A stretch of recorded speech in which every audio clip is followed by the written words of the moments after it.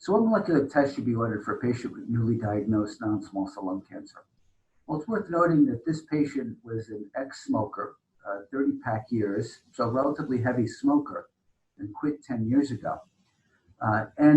Sometimes I hear that, well, we should only order detailed molecular testing for people that are non-smokers or very light former smokers. And that really isn't the case. Anybody with non-squamous non-small cell lung cancer should get detailed molecular testing. And actually, I ordered all my non-small cell lung cancer patients, both squamous and non-squamous. And that's because sometimes there's disagreement about the histology, or if the histology is obtained with just an FNA, a fine needle aspirate, it can be very hard to see the exact histology. And as I mentioned before, pathologists will often disagree. Now, what does the detailed molecular testing look like? Well, at a minimum, patients with non-squamous non-small cell lung cancer should be tested for EGFR mutations, ALK, ROS1, BRAF, because we have FDA-approved drugs for all of those. Now, NTRK fusions, because that we now have FDA-approved therapies for NTRK fusions. And I think in the very near future, we can expect a good likelihood there'll be agents available for MET exon 14 alterations, as well as RET fusions. So things are changing quickly, and in the near future, we may have drugs for HER2 as well. So when you take all that, there's a minimum 5 or 6 assays that need to be done. And really, we advocate for broader profiling here at MD Anderson with next generation sequencing, where you get an entire panel that covers not only the alterations for which we have FDA approved drugs right now, but other alterations for which we have active drugs that are currently in clinical testing. So that's why I really think next generation sequencing with broader profiling is more appropriate. In addition, PD-L1 testing is commonly done. Now that may have less of a role in patients with EGFR mutation, but it is something that should be broadly done as well.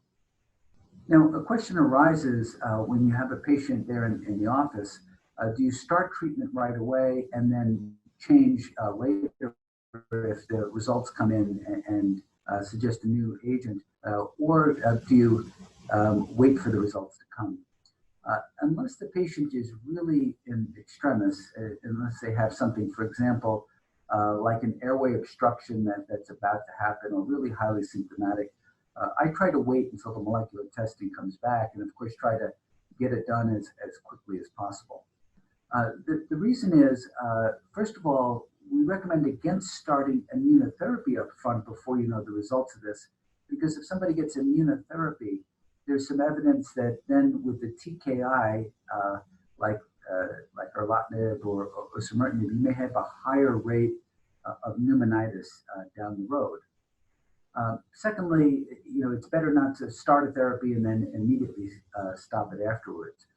So I advocate for testing and waiting for the results, unless, as I said, there's some impending issue that really forces you to treat early.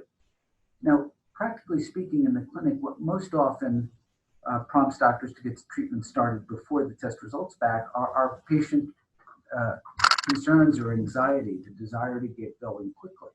And that's entirely understandable that a patient would want to get treatment started quickly. I try to let them know this cancer has likely been around for a couple of years, and all that's really changed, in the recent weeks from a patient's perspective is their awareness of the cancer. So waiting an extra 2 weeks in the vast majority of cases is not likely to make a big difference in the outcome, and it could lead to a more appropriate therapy.